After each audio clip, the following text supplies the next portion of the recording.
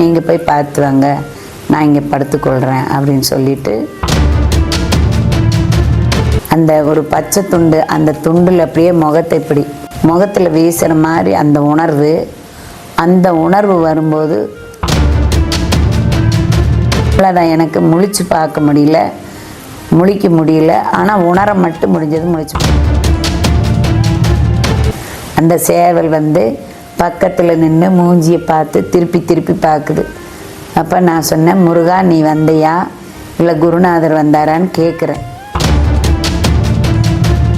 ஆனால் ஏன் ஏதோ உணர்த்துற மாதிரி நம்மளை யாரோ பார்த்துட்டு போகிற மாதிரி அந்த உணர்வு கொடுத்துச்சு. அந்த 2 உணர்வு. முருகன் அருணகிரிநாதருக்கு அங்கே அருட்காட்சி கொடுத்தேன்.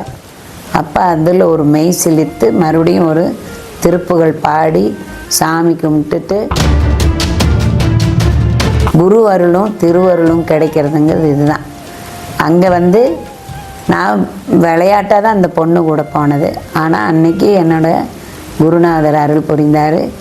இங்கேயும் என்னோட குருநாதர் முருகன் குருவாக அருள் புரிந்தார்.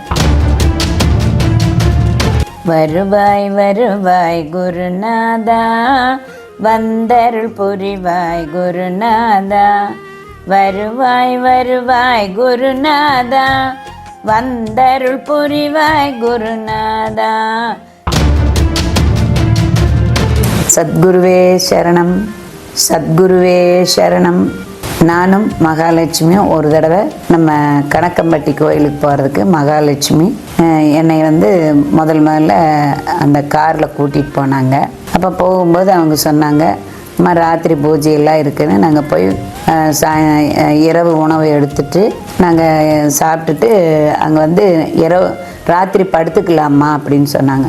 சரிம்மா படுத்துக்கலாம், ஆனால் எனக்கு என்னென்ன ராத்திரி இரவு பூஜை இருக்குமான்னு. அப்போ நீங்கள் போய் பார்த்து வாங்க, நான் இங்கே படுத்துக்கொள்கிறேன் அப்படின்னு சொல்லிட்டு அங்கே படுத்துக்கொண்டேன். அப்போ படுத்துட்டு இருக்கும்போது நிறைய பேர் இடமில்லாமல் படுத்துட்டு இருந்தாங்க. அந்த சத்குரு இதுலேருந்து கொஞ்சம் தள்ளி தான் படுத்துட்டு இருந்தோம். அப்போ படுத்துட்டு இருக்கும்போது நல்ல கொஞ்ச நேரம் தூக்கம் வரல. அப்புறம் கொஞ்சம் ஒரு தூக்கம் வரையில் ஒருத்தர் ஒரு வயசானவரான்னு தெரியல, ஆனால் முகம் கரெக்டாக எனக்கு தெரியல. ஆனால் அவர் என்னோட அருகில் பக்கத்தில் அந்த ஒரு பச்சை துண்டு, அந்த துண்டில் அப்படியே முகத்தை எப்படி சொல்றது வீசுற மாதிரி, ஆமா முகத்தில் வீசுற மாதிரி அந்த உணர்வு வரும்போது ஒரு நறுமணம், அது எப்படி சொல்றதுல அந்த ஒரு நறுமணம் அதை உணர முடிஞ்சது. நல்ல நறுமணம் வந்தது.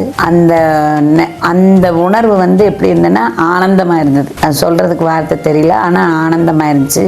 அப்புறம் ஆனா அவர் வரும்போது சும்மா நடந்து வர மாதிரி தான் தூரத்தில் தெரிஞ்சுது. அது தெரிஞ்சுது, ஆனால் ஆள் எல்லாம் தெரியல, வந்த மாதிரி தெரிஞ்சுது. ஆனால் தூக்கத்தில் நம்ம கனவுல பார்க்குற மாதிரியே இருந்தது. அந்த விசிறி வீசி விட்ட மாதிரி அந்த துண்டு வீசினது மட்டும் நல்லா உணர முடிஞ்சது. ஒரு நறுமணம் நல்லா உணர முடிஞ்சது. அவ்வளோதான். எனக்கு முழிச்சு பார்க்க முடியல, முழிக்க முடியல, ஆனால் உணர மட்டும் முடிஞ்சது. முழிச்சு பார்க்காம இருந்தேன். அப்போ கொஞ்ச நேரம் கழிச்சு அப்புறம் நல்லா தூங்கி ஒரு மணி நேரம் 2 மணி நேரம் இருக்கும். காலையில் ஒரு 4 மணிக்கு எந்திரிக்கும் போது நல்லா தெரிஞ்சுக்கோங்க, ஒரு கோழி சேவல் எங்கிருந்து அந்த சேவல் வந்ததுன்னு தெரியாது. அந்த சேவல் பக்கத்தில் நின்று மூஞ்சியை பார்த்து திருப்பி திருப்பி பார்க்குது. அப்போ நான் சொன்னேன், முருகா நீ வந்தியா இல்லை குருநாதர் வந்தாரான்னு கேட்குறேன். நல்லா பார்த்துட்டு அது திரும்பி நின்று இந்த 4:30 மணிக்கு கோழி கூவும் இல்லையா, வெள்ளை நிற சேவல் கொண்டையை ஆட்டிக்கிட்டு, அது இன்னுமே எனக்கு மறக்க முடியாது. கொண்டையை ஆட்டிட்டு அது திருப்பி நம்ம இப்படி திருப்பி பார்ப்போமே, அந்த மாதிரி ஒரு மாதிரி இப்படி திருப்பி பார்த்து கொண்டையாட்டிட்டு ஒரு சேவல் கூவிட்டு அது போய் ஒரு இடத்துல 2 பேர் தள்ளி போய் படுத்துக்குச்சு. எனக்கு என்ன ஒரு ஆச்சரியம்னா 4:30 மணிக்கு அது கூவுறதும் அது இயல்பு. ஆனால் ஏன் ஏதோ உணர்த்துற மாதிரி நம்மளை யாரோ பார்த்துட்டு போகிற மாதிரி அந்த உணர்வு கொடுத்தது. அந்த 2 உணர்வு. அப்புறம் அந்த பொண்ணு எந்திரிச்சப்ப நான் சொன்னேன், இந்த மாதிரி நான் நீ கூப்பிட்டதால வந்தேன், ஆனால் வந்தவர் சர்க்குருவாக இருக்குங்கிறது என்னோட நம்பிக்கை. ஏன்னா எதுவுமே நம்பிக்கை இல்லாமல் வரதில்லை. நம்ம இறைவனை கும்பிட்றதுக்காக நீ கூப்பிட்டதால வந்தேன், முருகனை பார்க்கணும்னு வந்தேன். அதனால அந்த இடத்துல அதை உணர்ந்தேன். ரொம்ப நல்லா இருந்ததுன்னு நாங்கள் எந்திரிச்சு திருப்பி அங்கே எங்களுக்கு கோயம்புத்தூர் 2 மணிக்கு வர வேண்டியது இருந்ததுனால நேராக போய் பழனி போய் திரு ஆவினன் குடியில் குளிச்சுட்டு திரு ஆவினன்குடி முருகனை தரிசனம் பண்றதுக்கு போறோம். காலையில் 6 மணி அபிஷேக பூஜை. அப்ப ஒரு திருப்புகழ் பாடும்போது ஒருத்தர் கூப்பிட்டார், அம்மா நீங்க இன்னொரு திருப்புகழ் பாடணும், முருகன் கேட்கிறாருன்னு. அது எனக்கு ஒரு என்ன சொல்றது, முருகன் கேட்கிறாருன்னா நம்ம அந்த திரு ஆவினன்குடி ஒரு படை வீடு. முருகன் வந்து அருணகிரிநாதருக்கு அங்க அருட்காட்சி கொடுத்தாரு. அப்ப அதுல ஒரு மெய் சிலித்து மறுபடியும் ஒரு திருப்புகழ் பாடி சாமி கும்பிட்டுட்டு அவர் அர்ச்சனை பண்ணவர் வந்து அவர் வந்து ஒரு இந்த சந்தனம் முருகனுக்கு எப்போ போடுவோம்னு சொல்லி ஸ்பெஷல் அந்த சந்தனமும் விபூதியும் கொடுத்தாரு. அது வந்து ஒரு என்ன சொல்றது, விலை மதிப்பற்ற மாதிரி எனக்கு தெரிஞ்சது. அவ்வளோ நல்லா இருந்தது. அன்னைக்கு குரு அருளும் திருவருளும் கிடைக்கிறதுங்கிறது இதுதான். அங்கே வந்து நான் விளையாட்டாக தான் அந்த பொண்ணு கூட போனது. ஆனால் அன்னைக்கு என்னோட குருநாதர் அருள் புரிந்தார். இங்கேயும் என்னோட குருநாதர் முருகன் குருவாக அருள் புரிந்தார். அது நல்ல சிறப்பு. வாழ்க்கையில் அதெல்லாம் மறக்க முடியாது. இறைவன் எந்த ரூபத்திலையும் வருவார். இப்படி நிறைய அனுபவங்கள் இருக்கிறது. இது ஒரு பெரிய அனுபவம் தான். இது வந்து கணக்கம்பட்டி குருநாதர் வந்து எனக்கு அந்த விசிறி வீசி விட்டுருக்கிற மாதிரி ஒரு அனுபவத்தை கொடுத்துருக்கார். எங்கேயும் இந்த அனுபவம் கிடைச்சதில்லை. ஆனால் அது நல்லா இருந்தது. அந்த நறுமணம் இன்னும் கூட மனசுல இருக்கு. ஒரு தடவை தான் நுகர்ந்தாலும் அது நல்ல மனசுல இருக்கு. நல்ல அதை ஆழ் மனதில் ரசிச்சிருக்கு. ஆனால் கண்ணு திறந்து பார்க்கறதுக்கு வாய்ப்பு கொடுக்கல. அவர் நல்லா பார்த்தோம். அந்த பொண்ணும் வந்தாங்க. அந்த பொண்ணோட கஷ்டம் தீர்றது தான் அது கூட்டிட்டு போச்சு. ஆனால் குருநாதர் எனக்கு வந்து அருட்காட்சி கொடுத்தாரு. ஆனால் முகம் காட்டவில்லை. அவ்வளவுதான். என்னால முகத்தை பார்க்க முடியல. ஆனால் அந்த அந்த துண்டுல விசிறி விட்ட துண்டு தான் நல்லா தெரியுது.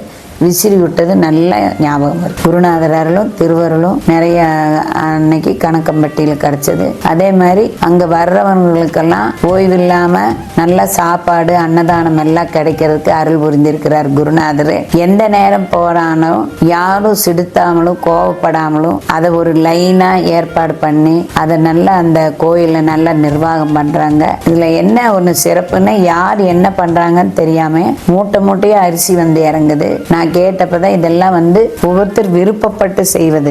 எல்லாமே விருப்பப்பட்டு தான். யாருக்கிட்ட எந்த கமிட்மெண்ட்டும் கிடையாது. நமக்கு விருப்பம் இருந்தா செய்யலாம் அப்படிங்கறதுனால அன்னதானத்துக்கும் அன்னைக்கு நான் பணம் 500 ரூபாய் கொடுத்துட்டு எழுதிட்டு வந்தேன். ஏன்னா இது ஒரு நம்மளை போல எத்தனையோ ஒரு அருளாளர்கள் வர்றதுக்கு வாய்ப்பு. அன்னதானங்கிறது பெரிய விஷயம். ஓய்வு இல்லாம சலிப்பு இல்லாம ராத்திரி 11-12 மணி வரைக்கும் சாப்பாடு அன்னதானம் நடந்துகிட்டு இருந்தது. அது ஒரு பெரிய விஷயம். வெளியூர்ல இருந்தெல்லாம் ஏகப்பட்ட கூட்டம் வந்திருந்து. நாங்க படுத்ததுக்கு அப்புறம் வெடிய கூட்டம் வந்துகிட்டே தான் இருந்தது.